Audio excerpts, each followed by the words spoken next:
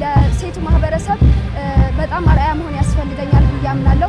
እንዲሁም ሴቶች ደብል ጫና ነው ያለብን ሴት በመሆናችን እንዲሁም ደግሞ ራሳችንን እኩል የማስደረግ ልምድ ስላለብን እንዲሁ ሴቶች በርትተው በሙያቸው በትምህርታቸው እንዲቀጥሉበት የማድረግ ኃላፊነት አለብኝ ብዬ አምናለሁ።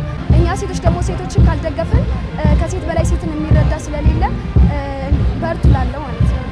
እኛ የሀገር ተረካቢ የሆኑ ተማሪዎች እኔ ብቻ አይደለም ሁላችን ተመራቂ ተማሪዎች ለሀገራችን ሁለንተናዊ እድገት አስተዋጽኦ ማበርከት አለብን። ይህ እንዴት እናሳካለን በምንልበት ጊዜ በሙያችን በፋይናንስ ሊሆን ይችላል፣ በኢኮኖሚክስ ሊሆን ይችላል፣ በፖለቲካ በሳይንስ ሊሆን ይችላል። ሀገራችንን ጠንክረን ማሳደግ አለብን። ስሜ ሰናይት ወርቅነህ ይባላል። የመጣሁት ከኮሌጅ ኦፍ ሶሻል ሳይንስ አርት ኤንድ ሂውማኒቲስ ስኩል ኦፍ ሶሻል ወርክ ዲፓርትመንት ነው። የፈጣሪ እርዳታ አለበት። ከዛ በመቀጠልም ደግሞ የቤተሰቦቼ በጣም ሰፖርት አለበት። በዚሁ አጋጣሚ እናትና አባቴን ማመስገን እፈልጋለሁ። ኢሞሽናሊም ፋይናንሻሊም ምንም ነገር ሳይጎልብኝ እዚህ ደረጃ እንድደርስ ረድተውኛል። ከዚህ በተጨማሪም ያው የግሌ ጥረትም አለበት ብዬ አምናለሁ። እንዲሁም ደግሞ መምህራኖቼ እጅግ ሰፖርት እያደረጉኝ ነው እዚህ የደረስኩትና ያው እንግዲህ የተማርኩትን ዲፓርትመንት እንግዲህ ሶሻል ወርክ ነው። ሶሻል ወርክ ማለት በዋናነት ማህበረሰቡን ማገልገልና ለፍትህ መቆም ነው አላማው። ስለዚህ በተማርኩበት እሰራለሁ ማለት ያው ማህበረሰቡን እያገለገልኩ ነው ማለት ነው።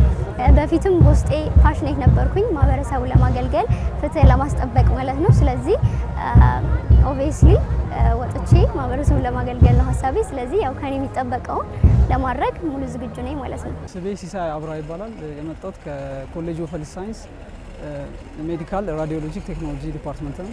በጣም ደስ ይላል። የዛኔ ያወጣነው ኢፈርት የሚከፍል አይነት ሪዛልት ነው ያገኘሁት እና ለዚህ እንትን የሆነኝ ጊዜን በሚያስፈልገው ሰዓት ላይ የሚያስፈልገው ቦታ ላይ ጊዜን በአግባቡ መጠቀምና አላስፈላጊ የሆኑ ነገሮችን ራሴን በመቆጠብ እና ለዚህ ሳይማሩ ላስተማሩ ቤተሰቦቼ እነሱን ሳረሳ በርትቼ በመስራት ነው። በተመረኩበት ዙሪያ በታማኝነት እና ማንንም ሳላበላልጥ ለማገልገል ዝግጁ ነኝ።